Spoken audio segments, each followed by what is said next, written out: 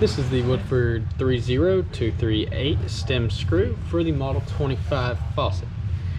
Now we'll go ahead and get it out of the bag and take a couple measurements of it, but just a couple things you can tell about it. It does have the threads here, as well as the squared portion on the end here.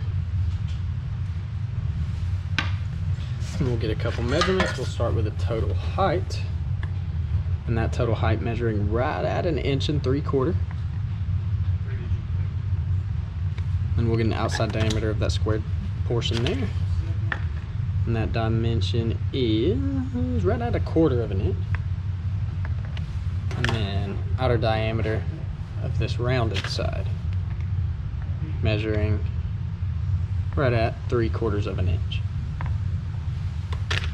Okay, so once again, this is the Woodford 30238 stem screw.